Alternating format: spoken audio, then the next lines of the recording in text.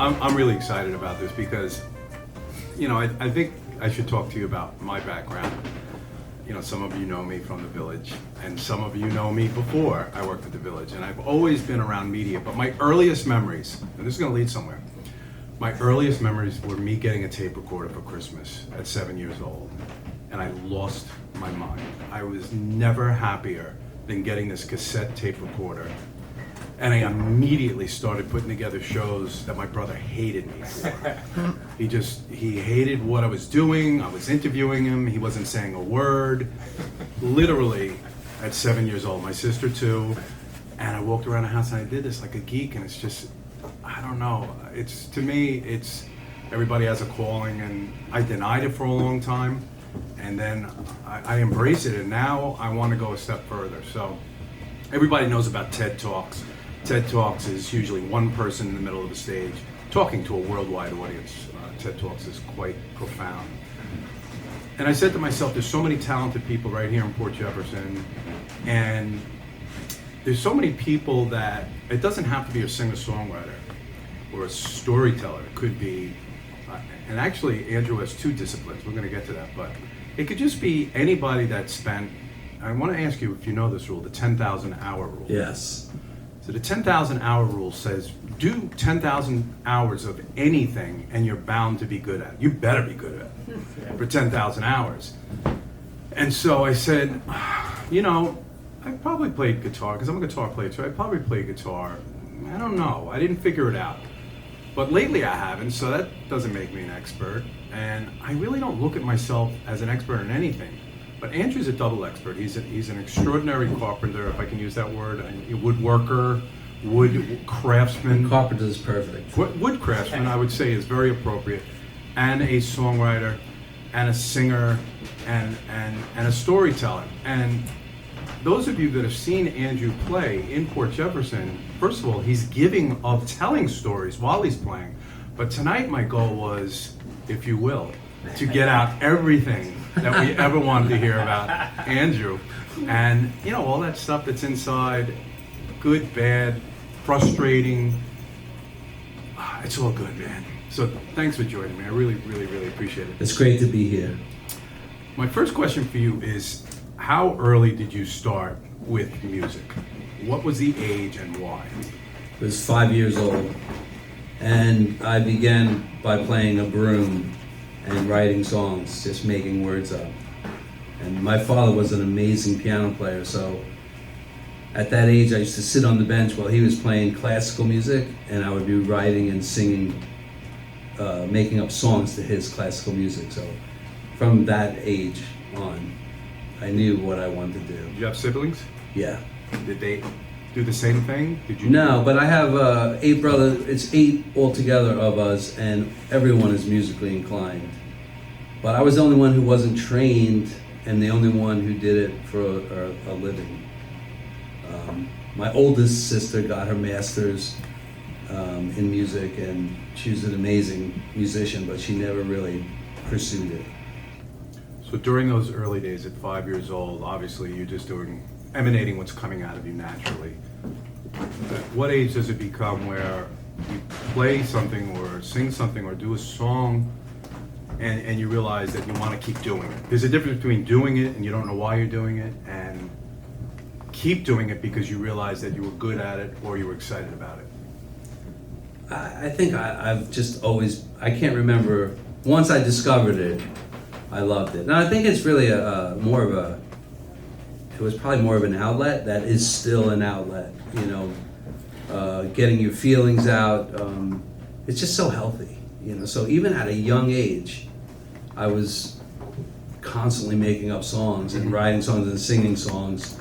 And I remember one of my older sisters brought me in to school when she was in kindergarten. She brought me in as show and tell to say my little brother wrote this song, and I actually played the song for her class. Wow. When I was that young. Were you writing things down at that point? No. So you were playing and remembering and then just playing it again, right, repetitively. Yeah, that's still how I do it. approximately how many, maybe you don't know this number, maybe you don't, how many songs do you think you've written that you could at least pull from your mind and play at a moment's notice? Oh, not many. Okay, then how many? I have to relearn, and whenever we do a show, I have to relearn whatever show we're going to do, Okay. because I have hundreds of songs, so I'd have to relearn the song. There are some songs that are ingrained in me forever from touring and doing, like one particular album of mine is called Early Midlife Crisis when I was younger, and I toured on that album, so those songs I pretty much can pick up and probably play them start to finish, but not that. I would say maybe if you So- had to count, probably 10 songs I could remember by heart. Okay, and how many do you think you've written altogether? Couple hundred. A couple of hundred. Yeah. That's amazing. Who were your early influences? So now you get to maybe let's go right to the teenage years where music you're riding in your parents' car. And I remember in the 70s that it was everything. You would take that, whether it was to the store, to the mall with your mom, or taking a long trip. Man, the radio was everything. It was so compelling to me. Me too. Wasn't it? Man, But I also had older brothers and sisters that were playing music, buying records and playing music. So, as a younger sibling, you got to get there. I learned of the Beatles and from them. It's funny you say that because, about 77, 78, when I was Aerosmith, Jeff Beck, who I love, as you know, I never went to the Beatles because you had to be a little older, and I didn't have that older brother. I didn't have that influence. Well, you and I are the same age, so I think we're on the same kind of. But you had an older brother. And Big difference. Older brothers and sisters, but still, even though the Beatles I was turned on to the Beatles, that was definitely not my influence. My biggest influences were. It's going to sound crazy, but I loved Barry Manilow when he came out with Mandy. I was just like blown away by Barry Manilow, John Denver, Jim Croce, Harry Chapin, big influence of mine. So all the singer-songwriters of that era. So we build tonight as singer, we build it as songwriter, as you can see here, but also storyteller. I'm so glad you used that word there, because what comes first for you? Is it the song, or is it the story behind the song? You recently told me something that's very touching, that when Cole, your son, left for school, you wrote a song literally that hour, that minute. As soon as he left, I went in and I sat on his piano, and I wrote. It came right, very naturally, within 15 minutes, a song called "I Packed You Up," Right. and I watched him drive down the driveway. So that's kind of different, because one way to write songs is you noodle around with the guitar. That's certainly the way I would do it. I don't sing, so I play instrumental, as you know. But I would noodle around, come on to something, and then make a song of that. Where you did it differently. You have a feeling, an emotion, an experience, and write a song based on that experience. That's what I'm hearing. Yeah. Would you say that's more times how you do it? I would say a lot of my songs are definitely emotionally driven and I know that feeling when I'm feeling it, and I'm like, I have to write something, because I can just feel it inside. So the emotion is writing the song. Yeah, And so or driving it, pushing me. Like, I think it's if you do it enough, you get good at it. You just get good at it, but it's never a forced thing. I remember you were asking me this when we had this conversation. You said, "Do you get like writer's block?" And I said, "No, I don't. I percolate. I call it percolating. As soon as there's nothing coming, I don't force it. I go to work, and then I come back, and if something is bubbling under, or I'm percolating on, it will come to the surface soon enough." So many things they ask you that I have to look at notes. That's okay. Were you ever trained? No. I never. By the way, anything that I'm asking today, we have not talked. I think that I want to mention that, and I like that. Yeah. I like not trying to find out. I know nothing about what I'm asking you about. This is all happening real time, and I kind of like that, because Me too. it leads to. I think you like it too. We're spontaneous people. But were you ever trained in songwriting, or did you take even guitar lessons, piano lessons, or anything like that? When I was young, I did take sort of guitar lessons from a really nice neighbor who just kind of showed me how to play chords. That was, the extent of, he showed me how to play chords. I guess I got guitar lessons for a couple months when I was a kid. That Was it boring? You know what? The guy was such a sweet man. I loved him. He would come and he would tell my mom, I'm not practicing, and you're wasting your money, and that kind of stuff. But it helped me. It definitely helped because, Because you got to put the work in. Actually, one of my friends here, Steve Messina, is here in the room, and he'll attest to it. Steve's right over here. He will attest to this. So even back in the day, the teacher, when I was like maybe 7 or 8 years old, he's teaching me these chords, and I'm playing these old-fashioned songs like Down in the Valley or these, and my mother loved me playing and singing these songs. But as soon as the teacher left, I was taking those chords and writing my own songs with them.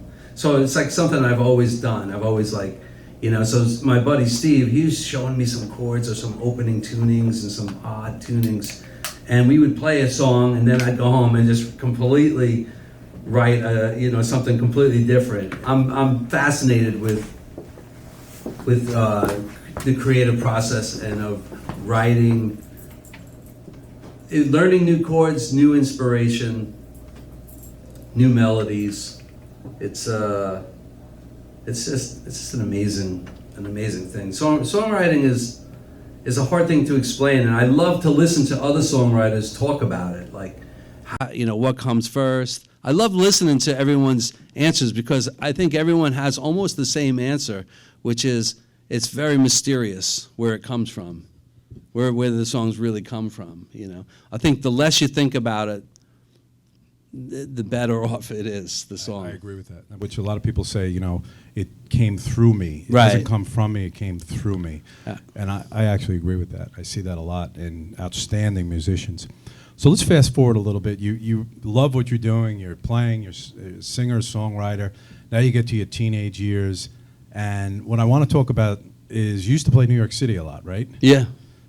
Tell us about that, your experience with that. Was that with a band most of the times, or was it solo? Well, I played the bitter end a lot when I was younger, and some with bands and some solo.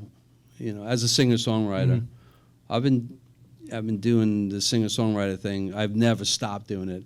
I was doing it before it was it was in style, then it was out of style. In style, it's come and gone so many different ways. But yeah. What was the scene like in New York City? There were pockets of the Village and places in New York City that were really, really phenomenal.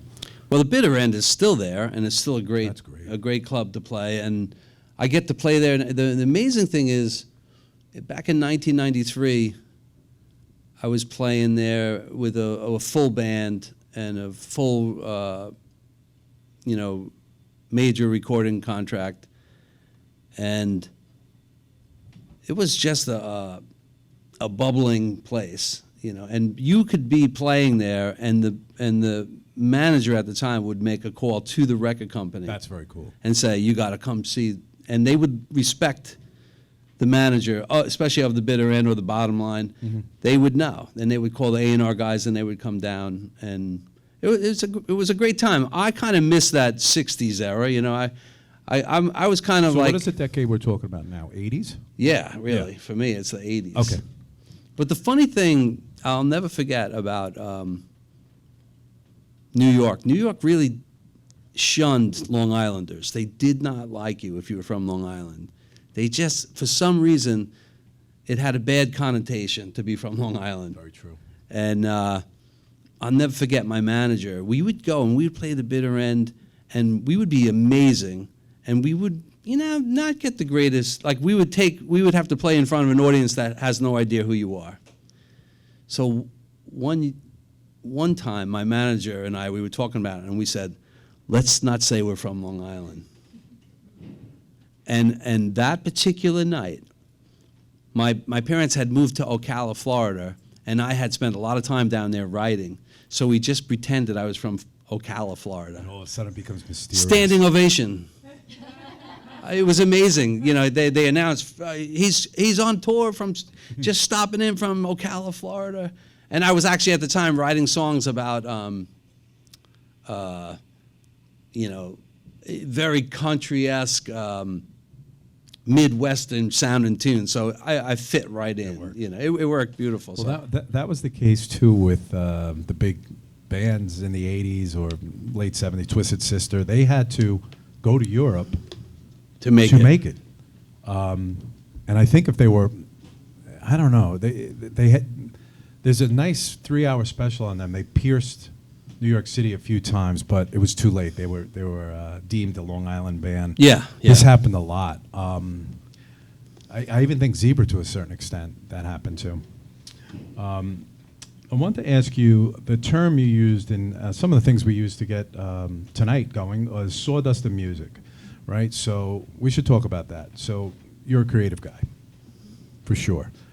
You make a living with sawdust, and you, as you said, it's therapy or It's my outlet muse, for you though. for your music. But tell me how they intertwine. Do you hum your songs as you're cutting wood? I mean, how much do they intertwine?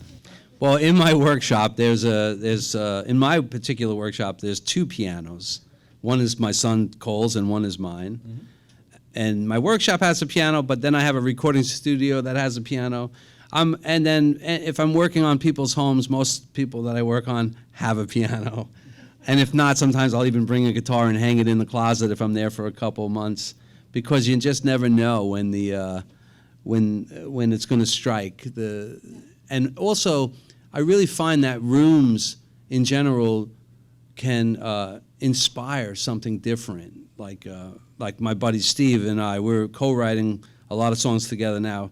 He's got a beach house, and we're working on a project called the album will probably be called Beach House, and we've been writing. And this particular house has got such a vibe that every time we go and we work together, we come up with a song. So I like, this is the space here. So this place will definitely inspire a song. So I find, like, my manager said to me, "Man, you're so prolific. You write so much. Could you imagine if you didn't have to work as a carpenter?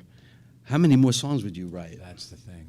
And I said, probably not more, probably less. Really? Yeah, because you really need You want the interaction fabric. with people. You want the fabric of life to produce. Yeah, you need interaction with the world. I love people. I love talking to people. So there's so much going on in the world, and you need a break from, like, if someone said, "All right, I'm going to pay you to be a full-time writer and put me in a room," that would be probably horrible for me.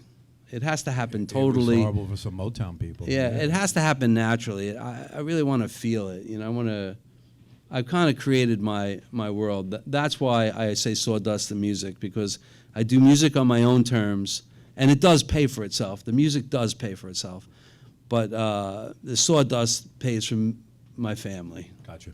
So that's how I do But it. two extremely, I think you're not only gifted but fortunate to have that in your life, to have those outlets. Yeah, it's amazing. I love what you do with woodwork. It's miraculous. I want to switch gears a little bit and talk about your children, who are in their own right are absolutely beautiful musicians. They've played at some of the shows here in Port Jefferson, and I want to ask you: do you think you consciously threw down to them consciously through sitting them down and teaching them, or was music just part of the household, or did you just kind of steer them to just be educated, or is it just simply like how you came up on it? It really came up naturally. Both my daughter Andy and my son Cole, they picked it up very naturally on their own. They were around it all the time. My daughter definitely would climb on the stage with me, come to my shows. And at one point in time, I was like, "You want to come up and sing a song?" And she was like, "Okay." And she was great. So ever since she was like probably 6 years old, 6 or 7, she would come on the stage and sing a couple songs at wherever I was playing. And she just picked it up totally. And then Cole picked it up completely on his own. completely. Like, as a matter of fact, he wouldn't even come to my shows for a long time. And then once he came to my show, he was hooked. So he got a bug.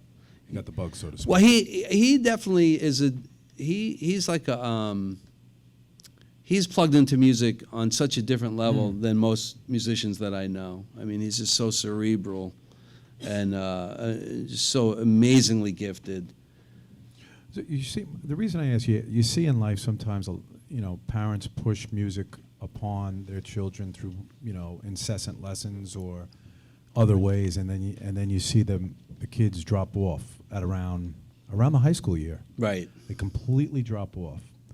I don't see that ever happening with your children, and I'm wondering what the difference is. Is it, I would say that for sure in our family it was never never pushed. Never pushed. I think that's huge. I kind of not that I was happy that they want to be Sure. musicians, but I was never like, you guys should be a musician. What a great way to go, This is the best.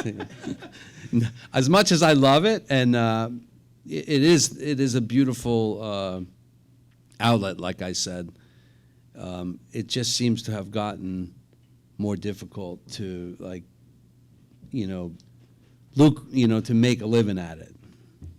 Yeah, in regard to maybe playing live, it's funny. The one thing I can think of, the one discipline industry that I can think of that pays. This is a true story. In college, I went to Oneonta.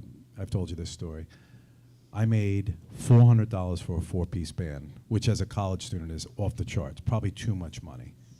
I mean, beer was 25 cents. That's a lot of money. Yeah. Dangerous money. Do you know that today? I don't know that you can even get the 400. Now, I'm not talking about tribute bands. I'm just talking about going right to one of these places here and being paid to play a twosome or a threesome. It's still at tops about $100 a man. I'm talking about 1980, 81. We were getting $100 a man. So it's really, you talk about inflation. It didn't happen to musicians in that regard. No, unfortunately, In that it's regard. rough. The It's rough. union scale is different in tribute bands and original music. But the other thing I want to note that what you must have passed down to your children is the idea of writing original music, because it'd be one thing to go out there and just do an Elton John thing or some of the big writers, but they're also writing their own music. No, And absolutely, they understand yeah. theory, and Cole obviously goes to a school that's going above and beyond what we've ever done, what Right. you've ever done. Absolutely. So you've passed that along too as well. And original music is really where it's at. We're going to get into that in a second. What was your most successful time with music? What did you deem to be the most successful times in terms of here's my music, here's my original music, and it's being published? And what was the story behind that? You had an album out. You were signed, correct? Yeah, even though that particular album, Early Midlife Crisis, came out in '95. It was recorded in '93, and then it came out in '95. And that album, even though it was on a major label, my A&R girl got fired, and they shelved the album, but I had a pay or play clause, so we got to own that album, and we went out and released it ourselves, and we did really well with it. And then that particular album also had a gospel song called I Say Grace on it, and that got picked up by a classical international singer, Haley Westenra, who traveled the world and had big success with that song around the world. Maybe not necessarily in the United States, but the rest of the world, it was really well received. So I consider that my 7.5 minutes of fame. Okay. Because they say you got 15 minutes. So I'm hoping for... I'm willing to give the other 7.5 minutes to my kids at this point. So this success happens before the commercial internet comes upon us. Like, I was really starting to Right. get on the internet in '97. Most people, 2000, 2001. What were your thoughts when the internet, came along and we started doing song sharing? What was that peer-to-peer network that first came out? What was the first one called? Napster. I knew we were in trouble. Right. I knew immediately we were in trouble. When you could go to the library too and take the Rip them, right? I knew. I was like, "Oh, this is not good. This is not good It's at not all." good. Yeah, and it's obvious. Like, I watched the internet completely destroy the music business completely. I mean, some people have made their ways through it, but actually,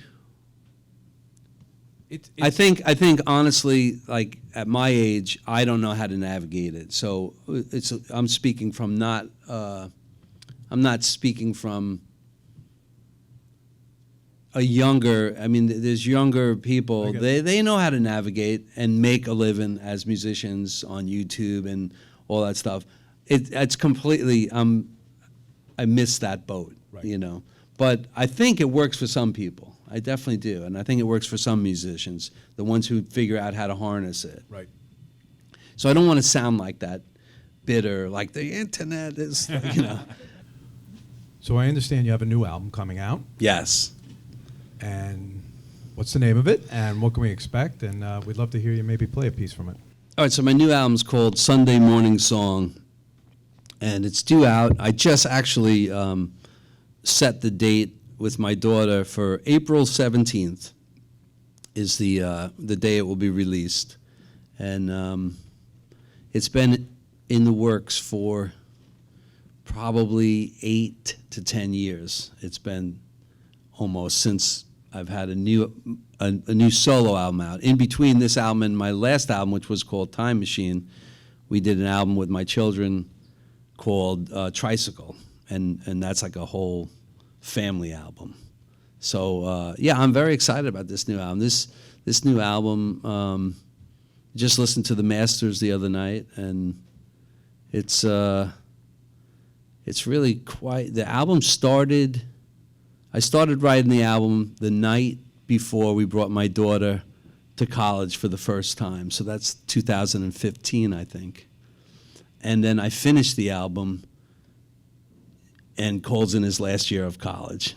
So that's how What are long. you, Axl Rose? What's going on here? It's a long in the makings, but it's really I'm really excited about it. It really it revolves around an empty nest, you know, and but it's beautiful, you know. Excellent, beautiful. We'd love to hear it. Okay. We'd love to hear. You want me to piece do from a the song? I'd love for you to do a song. Okay. Please. Would you like Andrew to do a song?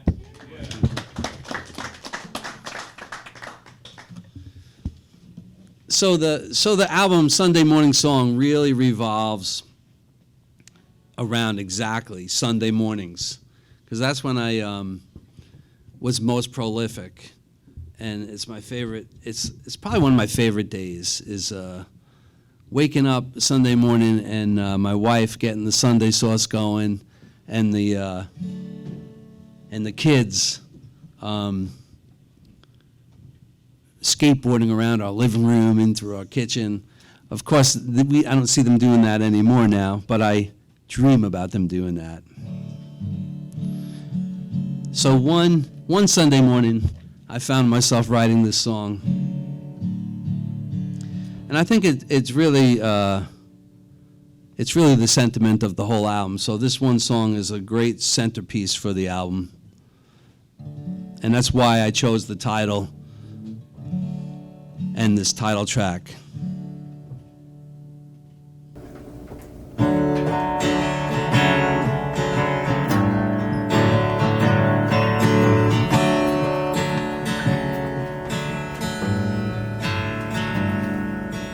I feel the words on the tip of my tongue when Sunday morning comes,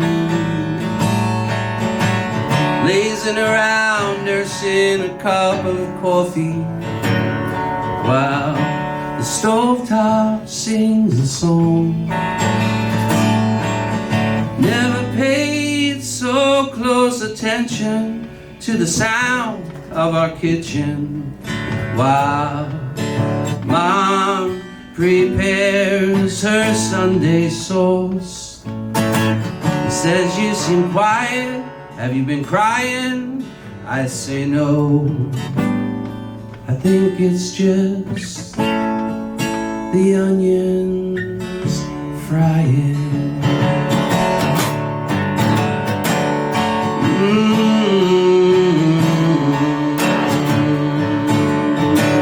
I've been imagining our children women coming down the stairs, asking, what are we doing today? Suppose we go down to the magic tree and hang a swing, how we used to laugh and play. Memories seem more vivid from this chair in our kitchen, while Mom prepares her Sunday sauce. Says you seem quiet, quite glassy-eyed. Is there something you're hiding? No, I believe it's just the onions frying.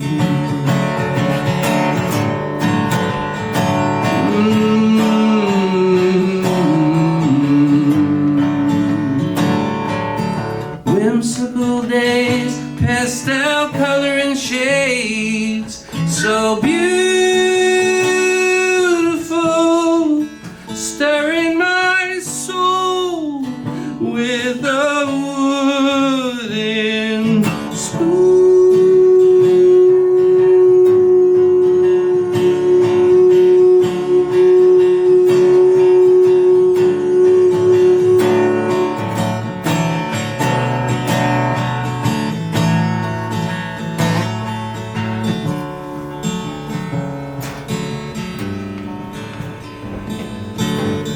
Nowadays, it's holidays, looking forward to all of us under the same roof, where dreams came to fruition from the heart of our kitchen, while Mom prepares her Sunday sauce. It says you seem quiet. Are you sure you're alright then? I believe it's just the onions frying.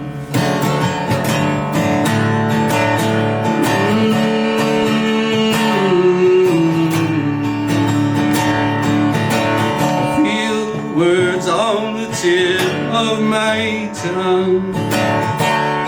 So glad you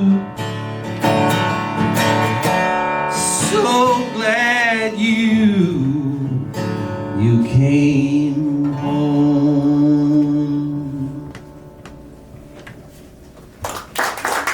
Thank you so much. The space.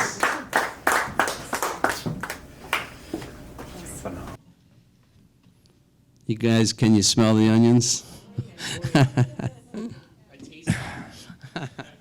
So I'll Destiny, did you think you were going to see something like this tonight? What was that? Did you think you were going to see something like this tonight? No, not at all. Not at all, right? So we're lucky to have you, but I think these people are also lucky to have made the decision to be here for this, because we're all not going to be here one day. All right. I can accept that. And I'm not trying to get anywhere, but just the fact that when there's a moment of time where you can throw out emotion, which is really what we're talking about. We started the conversation talking about your songwriting is based in emotion. And so that's what just happened. And if I shed a tear when somebody plays a song, they've done something to me. And just a lot of people can't do that, and you can. I just wanted to say that. Thank you, man. Thank you. Thank you so much. I think I'd like to open it up for a little bit of questions, you know.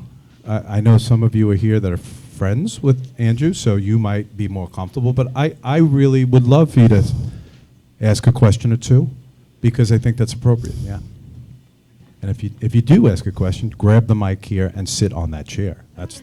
That's the important part. Yeah. I have a question. Please come up. All right. Well, first off, it's so great to be at the space today, and it's really great to see Andrew. That was a beautiful song. Thank you. Thanks for coming. Yeah. So my name is Max Klein. I'm a local entrepreneur and social impact investor. And one of the things that you know, I wanted to ask you, and from the minute I saw you sing, is, you did mention that we're not all going to be here one day, but I wanted to know, what's the type of impact that you want to leave? Right. When you say impact, you mean like, I think Like a legacy. a legacy. I think my children are my legacy, without a doubt, and just leaving the place better than you found it, and making people feel, and bringing people's emotions to the surface. I would say, just having that's the impact, having an impact of some sort. And I think through music and storytelling, it's so doable and so beautiful. So, and also being an inspirator to other people to share, there are people that say, oh, I could never, I run into so many musicians and they're like, I used to be a musician. I always say, you're still a musician, you're still, and just to inspire and to encourage. That would be it. That's absolutely beautiful. Thank you. Thanks. Max, to your point, I think the one unique thing about a musician, not only musicians, but particularly musicians, is that after they do pass, you can play their music. And it brings you back to another period, but it also is unique thumbprint, like I can't think of anything else, right? So we've had relatives that have passed, and we can look at pictures, but when we listen to music, we listen to personality through the music, and it remains there. I think that's really unique about a musician. Absolutely. I know I look a little bit younger, but but I am gonna say that I've been fortunate to meet a lot of musicians, and one of the things is that they're at their core they're artists. It's a different way of presenting art to the world. So what I absolutely love your song, and I did a little bit of research into you, and before I give the mic to somebody else, can you name a moment that is a core memory for you in your storytelling and in your legacy, as far as the stories and the songs that you provide to our community? Well, almost every concert that we do, there's always a moment in the concert that is so incredibly stirring and moving, and not necessarily from me. Lots of times it could be from my children. It's probably my favorite. It's one of my most favorite things to do, is to actually get off the stage and sit in the audience and watch them play. But they very memorable moments are both my daughter Andy Juliet and my son Cole Taylor. They both have done songs for me. Like at the last show we did in the summer, it was around Father's Day, and they did these Father Day songs for me.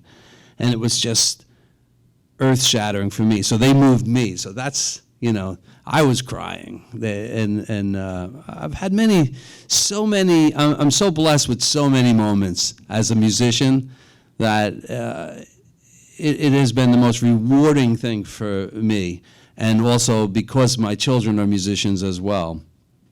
It's just, I'll tell you what, I have these moments just on one-on-one with my wife, and this morning I had one of them.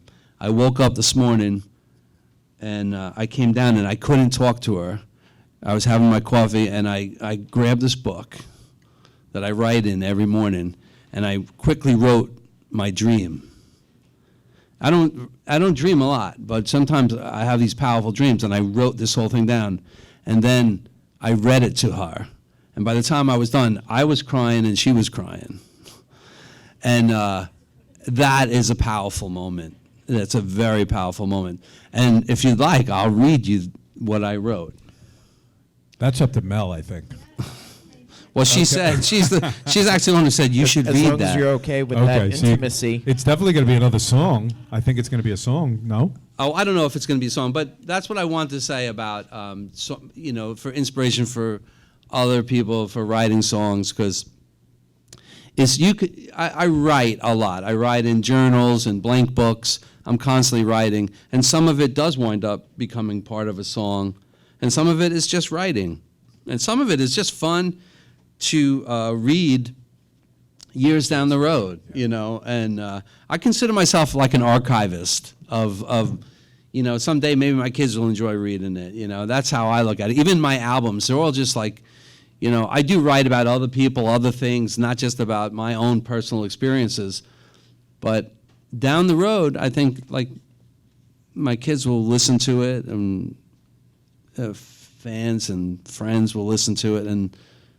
remember where they were at that time. I just love stirring emotions. I love having my emotions stirred, and this morning I couldn't get through it, but I know I can get through it now. So this is a dream I had, and it kind of ties into a little bit about, we're not going to be here forever. None of us are here forever.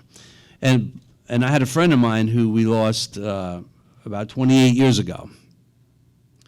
And I think about him often, and this morning, I think the tears of this morning were really about that, how we carry so much hurt and emotion about missing people. That never goes away. It comes to the surface every now and then, and it's so intense. And this is my friend, another musician, like 28 years ago.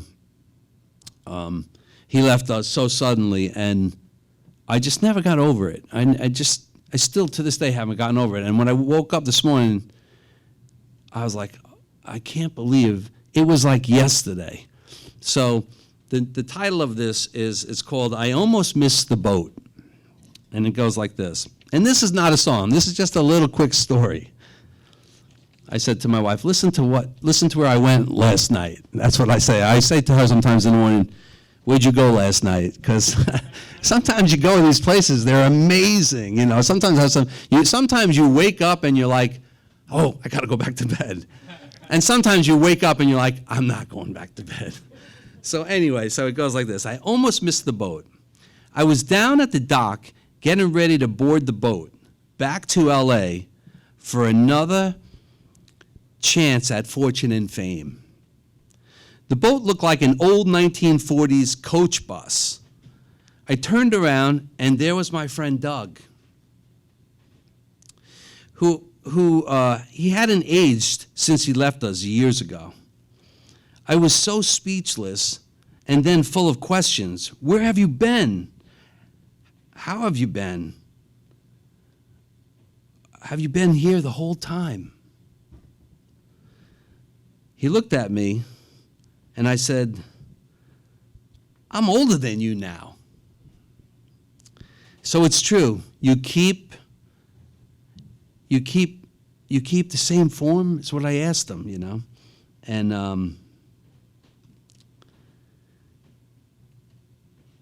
And then I was trying to introduce Doug to someone else that was there with me, and I don't remember who it was that was there with me, but they were looking at me like I was crazy. I was like, no, this is Doug, this is Doug. They were looking at me like I was crazy. So I was talking and crying these heavy tears that only happen in my dreams. I heard the boat's horn, and we both ran down the dock to stop it from leaving, screaming, wait, wait.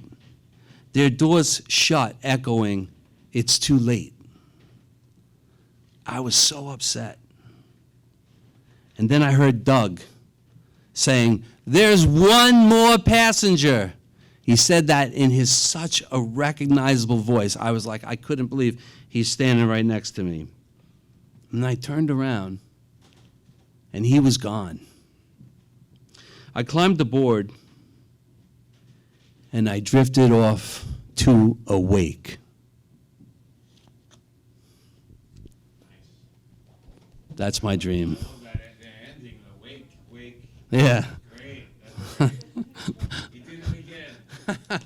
Thanks, I'm Steve. curious on something. Did you write that before you talked to Mel?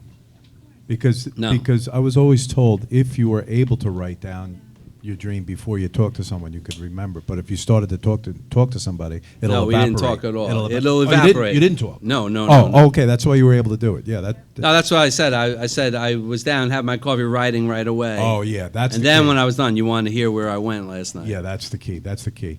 And then what did Mel make for dinner the night before that made you trip a little bit? That's a good question. What'd you put in there? All right, let's get another. That was awesome. Another question out, please. Come on. Alina's going to be one of our space speakers Nice. in April. I can't wait. She is a digital light photographer. Oh, wow. It's going to be awesome. I can't wait. I have can you hear me? That's good. I have a statement that I think will come into a question. Maybe you can help me at the end. The beginning part is I teach photography, right? As well as I'm an artist and a designer and a photographer, all of those things all mixed in one. And I teach photography, and I teach both art students and gen ed. And I am, college level, and I'm amazed how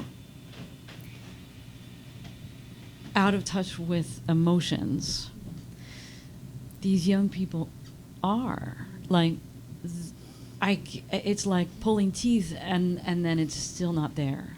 And it's troubling to me,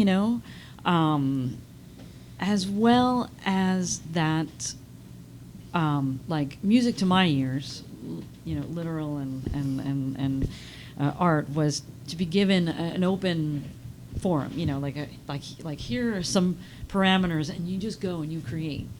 Right. And so I just thought I would do the same thing, and they don't know what to do with it. So I almost feel like, do you feel this almost like sense of responsibility and urgency to continue to engage people on an emotional level, and I don't know, create a space where it happens naturally, organically? Like, does that anything come out? Before you answer that, and I think you're gonna have something to say about this, but you're looking at the generation now that is impervious, desensitized to a lot of things. I won't go into detail, but most kids have seen more than we've seen in a lifetime before 10 years old, and it's sad. Violence, and then some. So they're either really racked up with too much in their head, or again, I think there's an act of desensitizing. That's the one thing I'll say that's different than when we grew up. Well, are you experiencing this with your students? Is that what you're saying? Yeah, with students. Right, right. See, because I don't experience that because I don't have students. So, and in my forum, people are coming to, hopefully, hopefully be a little bit vulnerable or feel a little bit vulnerable when you go to a show.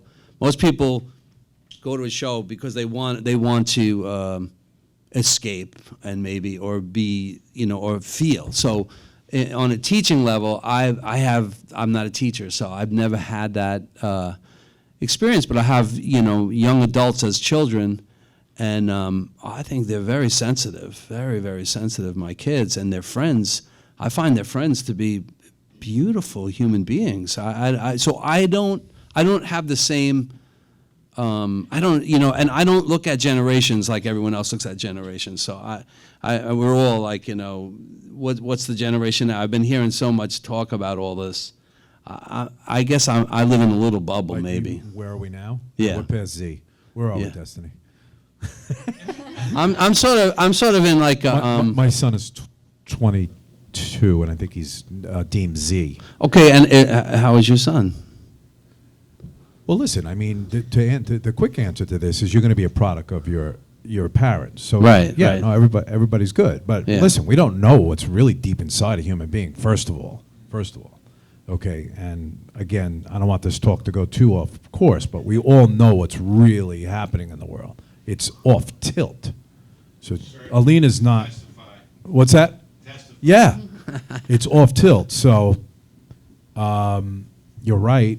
I see what you see, and your question to Andrew, which I'm going to answer for you if you don't mind. Well, maybe maybe you got to ask the question your again. sense of responsibility Oh, to get past. I know exactly where you're going, and whether you know it or not, you do it. So it's all good. I think he doesn't know that he's doing it, but he's enacting the sense of responsibility to cut through that. And if you can get a human being to concentrate and focus long enough, they'll get it too. And that's your challenge, and I give you a lot of credit. That's not easy. yeah, that's not easy. But I do work in a lot of people's homes, and I know a lot of families, and I love to talk with young adults. I love to talk to them because they're the future, and I can't honestly say that I've seen like an insensitivity on them. But I know what it's you there. mean. But I'm just It's there. It may be there, but maybe I just don't see it. I don't know. Good I'm question. also people have told me that I'm in my own world, and I want to live in Andy's world But because you might. I see everything is beautiful. Yeah. I just see it That's- that I way. think okay. in many ways, you're a teacher without realizing it. Yeah. Yeah, You absolutely. You teach us how to be, how to be vulnerable. Right. How to be in your emotions. How to be in a moment with the, smelling the onions. Yeah, yeah. You're, Right. You're capturing something that goes very deep. That is not easy to explain, but when you're in it, you know it. My son had written me a beautiful little letter of some sort that had described me like that. He actually said, "Dad, I love the way you see the world. I love the way you see it." He's like, and he's in so many words said, "I learned from," and my daughter too. They both do the same thing. Will you come to my class? Sure. You know what? I'll tell you what. I would love to come to your class. Yeah? Yes, absolutely. Oh, that'd be Yes. So I think we did good, pal of mine.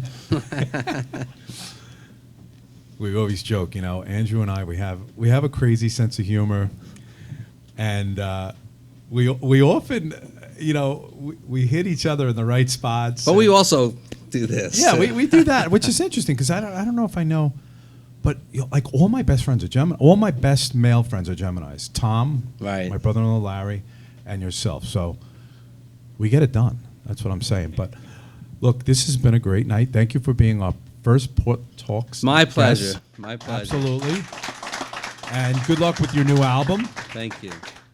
And keep imparting on the world what we love about you. But can I also just add one thing to this because I really Only wanted if you talk closer to the mic. I wanted to incorporate this in tonight because I thought we were like going to be talking about songwriting. You know what I mean? Like, Yeah. and it's such an odd thing to talk about. It really is. But I wanted just to say that I was in a bookstore and I saw a book by Jeff Tweedy from Wilco, and the title of the book was How to Write One Song.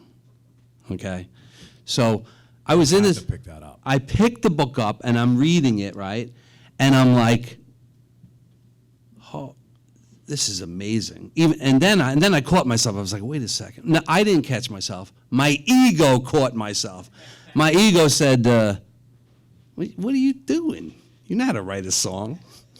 You don't need this book. Put it down. I put it back down.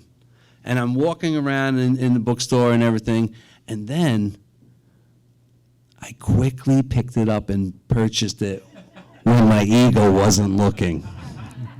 Which most of my great songs have nothing to do with my ego. Sorry about that, but This begs another question, and just pretend we're still in this because we are. So this is an important songwriting question.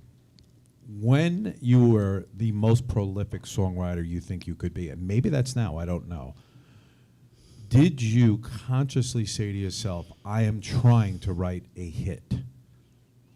Am I trying to get a song so catchy that somebody will pick it up and make it a hit? And I have a follow-up question to this. You want me to answer that? Yeah, please. Absolutely never. That's insane. Ever. The last Really? thing ever on my mind was ever to write a hit song, ever. See, Never, so glad- ever. I'm so glad I Not- asked this. My second question is, and you answered it early because you told me that sawdust is how you make a living. Music is an outlet and part of your life. But this question came in from Art Epp. He's right up on East Main Street. Right. He couldn't make it tonight.